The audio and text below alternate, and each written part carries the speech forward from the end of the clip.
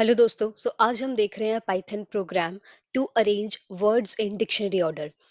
इसका इनपुट और आउटपुट कैसा होगा, अब सबसे पहले हम वो देख लेते हैं। मान लीजिए हमने यूजर ने इनपुट कराए 3 फ्रूट्स, जिसमें सबसे पहला यूजर ने इनपुट कराया ऑरेंज, उसके बाद एप्पल और उसके बाद बनाना। अगर हम इसको अल्फाबेटिकली ऑर्डर से देखें यूजिंग डिक्शनरी, तो सबसे पहले आना चाहिए एप्पल, बनाना और ऑरेंज।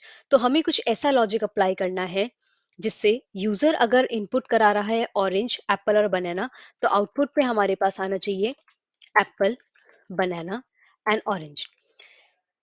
इसको करने के कई तरीके हो सकते हैं। हम उन तरीकों में से दो तरीके आज करके देखेंगे। तो सबसे पहला तरीका इस प्रोग्राम को करने के लिए, यूजर से सबसे पहले हम इनपुट कराएंगे 3 फ्रूट्स।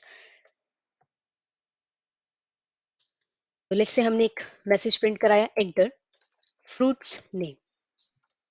उसके बाद हमें 3 वेरिएबल की जरूरत पड़ेगी, जिन 3 वेरिएबल में हम वो 3 फ्रूट्स एंटर कराएंगे। आप चाहे तो ये यूजर से भी ले सकते हैं, तो हम अभी यूजर से ही लेते हैं।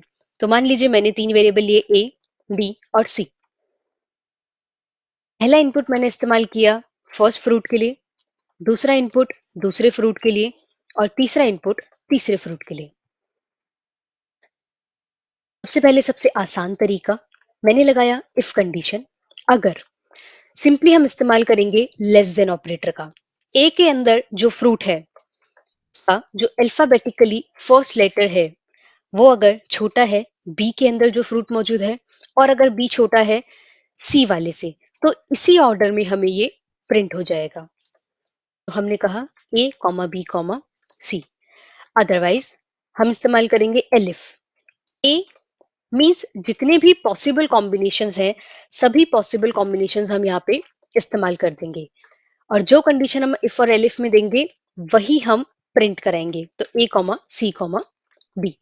इसी तरह एक और पॉसिबल कॉम्बिनेशन हो सकता है B A C. B is less than A is less than C. यहां मैंने प्रिंट कराया बी ए सी। अगला पॉसिबल कॉम्बिनेशन हो सकता है बी सी ए। तो B is less than C A. Same combination हम यहाँ प्रिंट करा देंगे। और possible combination C A B. इसी तरह हम यहाँ प्रिंट करा देंगे same C comma A comma B. और लास्ट कॉम्बिनेशन हमारे पास बचेगा सी बी ए। तो उसके लिए हम सिंपली एल्स कंडीशन लगा देंगे और बस यहाँ प्रिंट करा दिया सी बी ए। तो पहले इस प्रोग्राम को रन करके देख लेते हैं कि क्या हमारे पास हर केस में सही आउटपुट आ रहा है या नहीं। उसके बाद इसे समझते भी हैं। तो अब मेरे पास एक मैसेज प्रिंट हो चुका है, एंटर फ्रूट्स नेम। सबसे पहले हम देते हैं उसी ऑर्डर में जो हमने एग्जाम्पल देखा था। सबसे पहले मैंने दिया ऑरेंज, उसके बाद मैंने दिया एप्पल और उसके बाद मैंने दिया बनाना। तो मेरे पास आउटपुट प्रिंट होना चाहिए एप्पल बनाना ऑरेंज। आप देख सकते हैं एग्जैक्ट आउटपुट मेरे पास आ रहा है एप्पल बनाना ऑरेंज। अब इस केस में कौन सी कंडीशन, इनमें से कौन सा एलिफ या इफ या एल्स पार्ट चल रहा है? सबसे पहले बी प्रिंट हुआ, मतलब कि एप्पल। तो बी के केस कौन कौन से हैं? This one and this one. तो इन दोनों में से कोई चल रहा है। उसके बाद मेरे पास प्रिंट हुआ है बनाना, जो कि सी था। तो बी सी ए। अब ये कंडीशन, क्योंकि कंडीशन ट्रू थी, क्योंकि बी में मेरे पास था डिक्शनरी अल्फाबेटिकल ऑर्डर के हिसाब से ए सबसे पहले आएगा और उसके बाद बी आएगा और उसके बाद ओ आएगा। तो ए था बी इनपुट में, मतलब इस वाले में। बी था जो बनाना था आपका, वो था मेरा इस वाले इनपुट में जो कि सी में स्टोर्ड है। और ऑरेंज था सबसे पहले वाले इनपुट में जो कि ए में है। तो ए में गया ऑरेंज, बी में गया एप्पल और सी में गया बनाना। अब यहाँ पे एक और कंडीशन आ जाती है। मान लीजिए मैंने कोई ऐसा फ्रूट डाल दिया जिसके दोनों ही फ्रूट्स सेम अल्फाबेट से शुरू हो रहे हैं, तो उस केस में क्या होगा? फॉर एग्जाम्पल मैंने यहाँ इनपुट किया,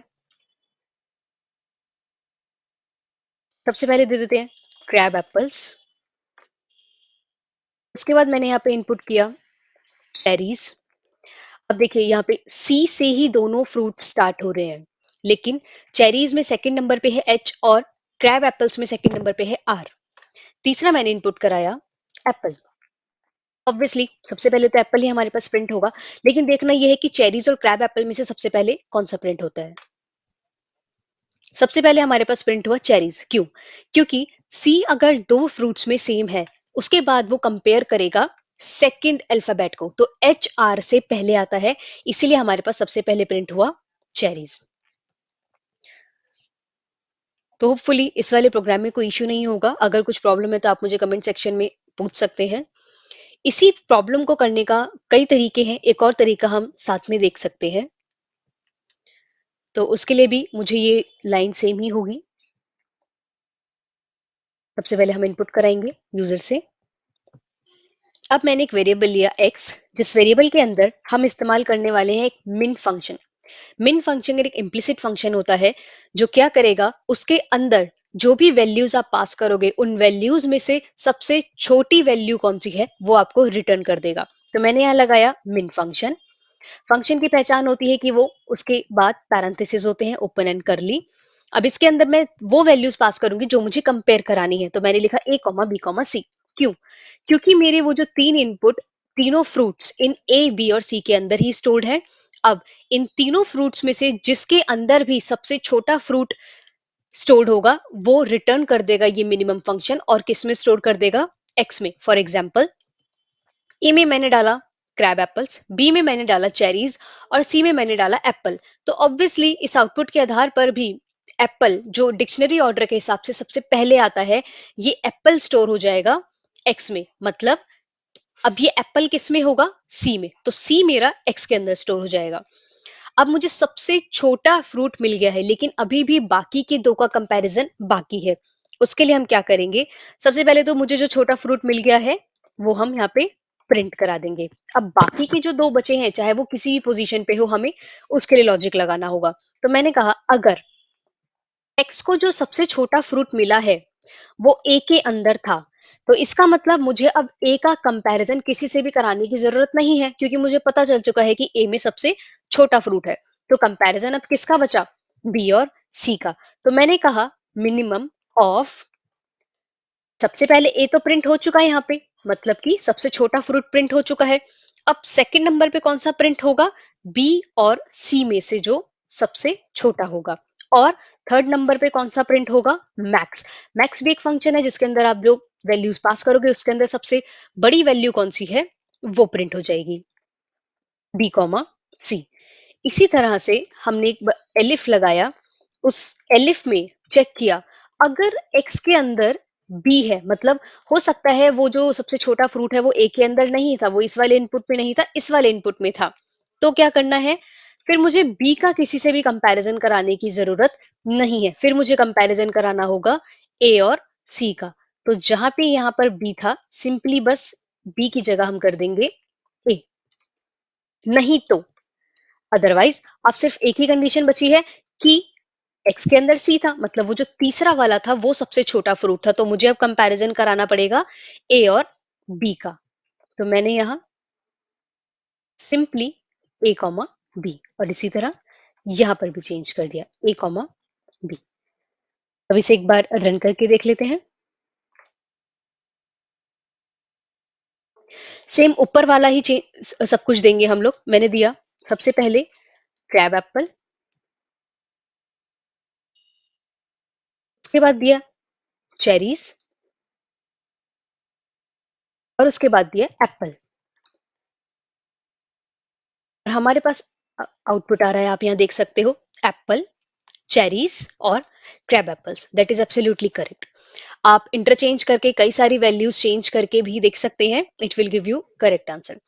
तो होपफुली ये प्रोग्राम आपको समझ भी आया होगा और कोई इशू भी नहीं होगा। अगर कुछ भी इशू है आपको इस प्रोग्राम में, कुछ भी प्रॉब्लम है, आप कमेंट सेक्शन में मुझसे पूछ सकते हैं। तो इस चैनल को सब्सक्राइब कर दीजिएगा और बेल आइकन भी प्रेस कर दीजिएगा। Thank you.